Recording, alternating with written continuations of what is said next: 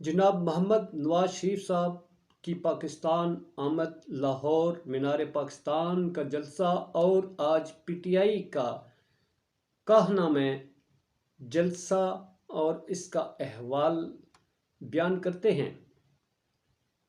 Supreme court of Pakistan में तो अहम केसेस और शेख रशीद साहब का मिशन।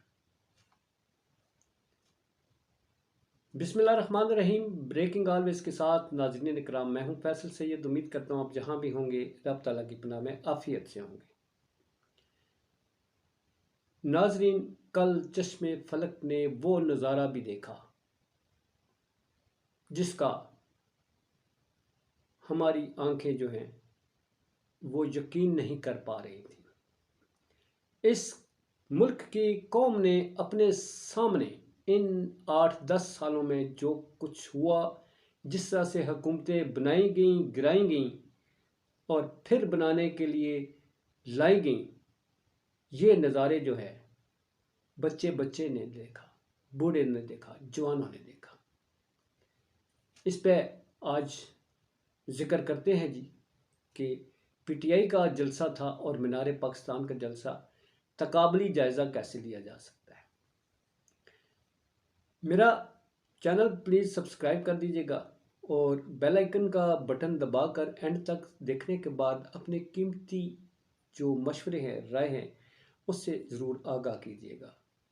नाज़रीन इकराम, बहुत चर्चे थे जनाब मोहम्मद नवाज शरीफ साहब के पाकिस्तान में वापस तशरीफ़ लाने के, हालांकि उन्हें किसी ने निकाला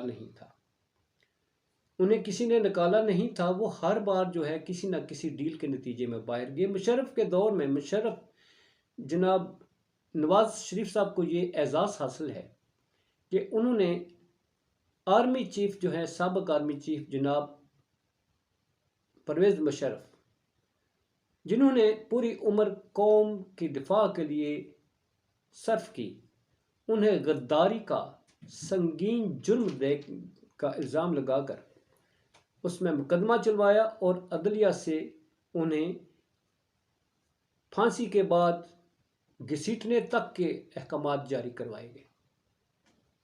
ये इन्हीं को एजाज़ हासिल है कि इन्होंने एक सिटिंग आर्मी चीफ जो श्रीलंका के दौरे पर जाता है, वापस आता है, उसका जहाज़ उतरने नहीं दिया जाता। उन पर केस चलता है कि इन्होंने आर्मी चीफ के त्यारे को अगवा करवाया। वो उस केस से बाइज्जत बरी हो जाते हैं, मगर जिसका जहाज़ अगवा करवाया जाता है उसको संगीन गद्दारी के जुर्म में मुल्क बदर कर दिया जाता है। ये इनको एजाज़ हासिल है कि ये अपना इंतकाम जो है वो कभी नहीं छोड़ते। जनरल मुशर्रफ साहब ने इन्हें उतारने के बाद जिस तरह इक़्तिदार संभाला था और उनसे डील करने के बाद जान बचा कर ये सऊदी अरब चले गए थे, इसी तरह इस बार भी सज़ा हो चुकी थी और सज़ा काटते हुए पाकिस्तान की तारीख में पहली बार हुआ कि एक सज़ा काटते हुए किसी मुजरम को इलाज मुआवजे के लिए भेज दिया गया।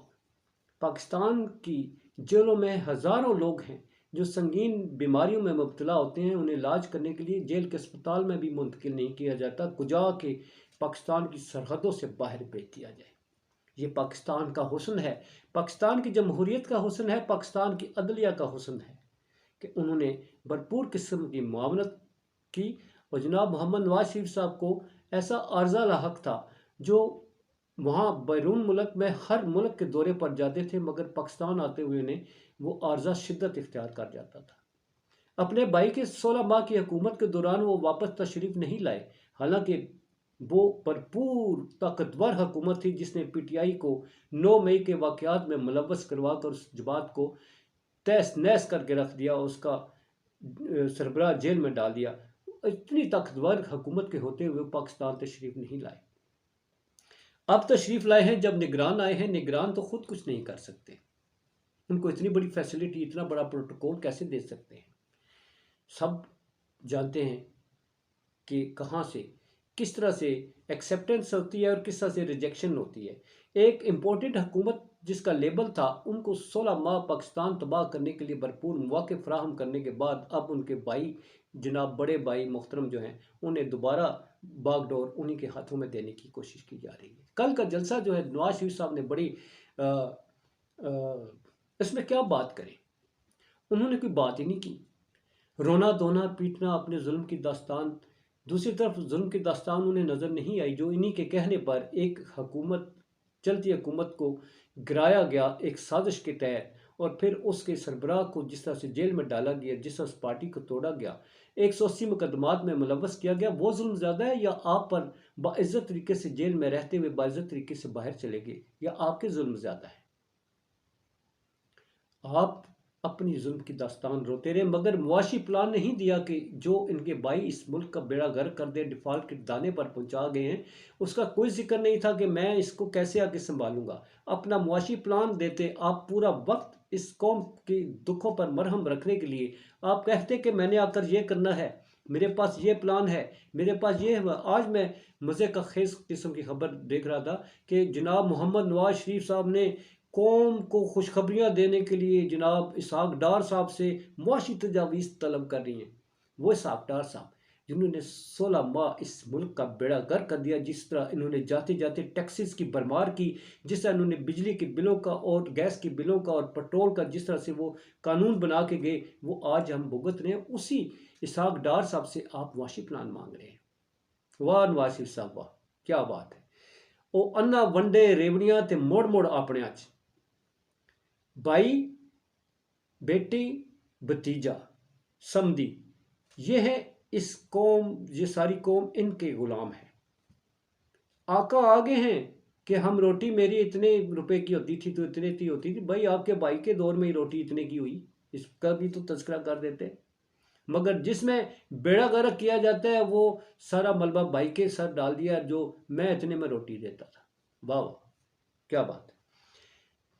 تو گویا اور ناظرین کیا بات کریں، کہتے ہیں میں انتقام نہیں لوں گا، میں کسی سے نفرت کا اظہار نہیں کرنا چاہتا، مگر اپنی نفرت کا اظہار آپ نے چیئرمین پی ٹی آئی کی تسبیح کا ذکر کر کے کر دیا کہ یہ دکھاوے کا کام میں نہیں کرتا، میں تو تنہائی میں یہ کام کرتا ہوں۔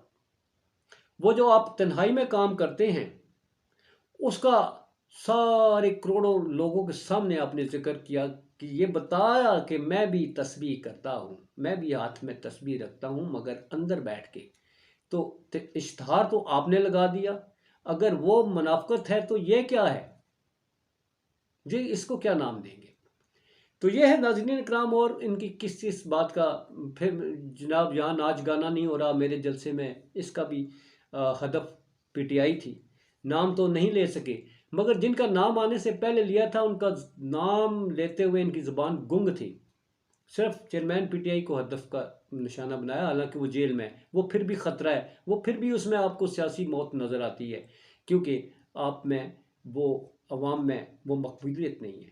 وہ جو جنرل باجوہ صاحب کا، جنرل فیض حمید اور جو جسٹس صاحبان ہیں ان کے نشان عبرت بنانے کی آپ نے بات کی تھی، اس کے لیے آپ کی زبان گنگ کر دی گئی تھی، آپ بول نہیں سکتے تھے۔ یہ ہے آپ کی جرأت، تو وہ جس کو آپ کہتے ہیں کہ میں انقلابی لیڈر ہوں۔ ایٹمی پروگرام کے بارے میں بڑی بات کر دی کہ میں نے 5 ارب میں مل رہا تھا، 5 ارب روپیہ لینے کے لیے تو کہا جاتا ہے، ڈاکٹر قدیر صاحب کہتے ہیں کہ نواز شریف صاحب ایگری تھے کہ 5 ارب جو ڈالر ہیں وہ لے لوں، 2 ارب ڈالر اپنے سے اپنی جیب میں کمیشن ڈالوں گا۔ یہ جتنے بھی قرضے آتے ہیں کمیشن کھاتے ہیں سارے، ویسے تھی اربوں خربوں ڈالر کے یہ مالک بن جاتے ہیں۔ یہ جتنا ناظرین اکرام ہم پر بوجھ لادا جاتا ہے، یہ باہر سے جو قرضہ ملتا ہے، IMF سے ملا، کہیں سے ملا، ان میں کمیشن کک بیکس ہوتی ہیں جو اپنوں میں بانٹتے ہیں، یہ انہیں ملتی ہیں۔ تو ناظرین اکرام یہ وہ سچ ہے، ایٹمی پروگرام بھٹو نے شروع کیا، جنرل ضیاء الحق کا سہرا اس کے ساتھ جاتا ہے جس نے اسے کمپلیٹ کیا، اور دھماکے کروانے کا سہرا اس وقت کے آرمی چیف، صدر، وزیر خارجہ اور ڈاکٹر عبدالقدیر خان کے ساتھ جاتا ہے، جو نواز شریف صاحب اپنے سر لیتے ہیں، کہتے ہیں ہم 28 مئی والے ہیں، 9 مئی والے نہیں ہیں۔ 9 مئی کے بھی جب داستان کھلے گی تو اس میں پتہ نہیں کتنے تشریف آئیں گے، یہ بعد کی باتیں ہیں۔ البتہ 9 مئی کے واقعات کے حوالے سے اہم خبر یہ ہے کہ سپریم کورٹ آف پاکستان میں 9 مئی کے واقعات میں 9 ملزمان جو ہیں انہیں درخواست دائر کر دیے گئے کہ ہمیں ملٹری کورٹ میں ٹرائی نہ کیا جائے. اس کا کیس بھی سپریم کورٹ آف پاکستان میں لگا ہوا ہے، جس کی سماعت جو ہے وہ جسٹس اعجاز الاحسن صاحب کی سربراہی میں وہ بینچ کرے گا اور اس کا فیصلہ دے گا کہ سولین کے ٹرائل جو ہے ملٹری کورٹ میں ہونے چاہیے یا نہیں. بڑا اہم کیس، بڑے اہم دن ہیں، کل سوموار سے شروع ہونے جا رہے ہیں. اور اگلا کیس ہے جناب چیف جسٹس آف پاکستان کے پاس لگا ہوا، جناب قاضی فائز عیسیٰ صاحب سنیں گے 90 دن کے اندر انتخابات کرانے کا جناب عمر عطا بندیال کا فیصلہ، جس کی حکومت دولی الیکشن کمیشن آف پاکستان نے کی، وزارت خزانہ نے کی اور وزارت داخلہ نے کی. ان میں توہین عدالت لگتی ہے یا نہیں لگتی؟ آئین کی پاسداری کا چرچا کرنے والے اور اس کا ڈنڈورا پیٹنے والے ہمارے آنریبل نئے چیف جسٹس آف پاکستان قاضی فائز عیسیٰ صاحب ہیں. اب وہ یہ فیصلہ کس طرح کا دیتے ہیں اور جو وہ فیصلہ دیتے ہیں یہی ہمارے آگے کی سفر کی جو ہے وہ تعین کرے گا. یہ تھے ناظرین اکرام آج تک کے واقعات. شیخ رشید صاحب کا ذکر کر لیں، انہیں بھی واپس کر دیا گیا ہے. کاہنہ کے جلسے کا اگر ذکر کیا جائے تو کاہنہ میں آج پی ٹی آئی کا جلسہ تھا، اور کل آپ نے دیکھا کہ جو ہماری جس طرح سے انتظامیہ نے فل پروٹوکول دیا جناب محمد نواز شریف صاحب کو، جس طرح سے باوردی افسران نے سیلیوٹ کیا. کس کو سیلیوٹ کیا؟ اس میں کوئی حرج نہیں کہ ہمارے معتبر سیاستدان ہیں، اتنی بار وزیر اعظم رہ چکے ہیں، اگر وہ کوئی باہر سے کارنامہ سر انجام دے کے آئے ہو تو ضرور انہیں سلوٹ کرتے.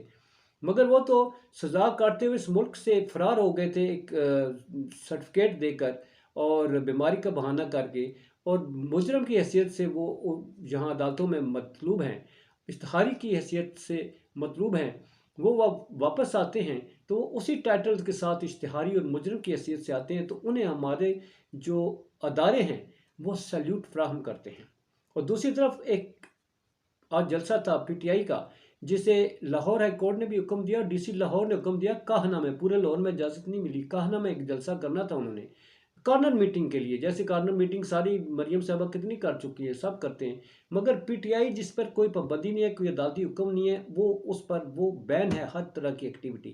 اور وہاں پر آج کریک ڈاؤن کیا گیا، پولیس نے سینکڑوں لوگوں کو گرفتار کر لیا، ان کی کرسیاں اٹھا کے لے گئے.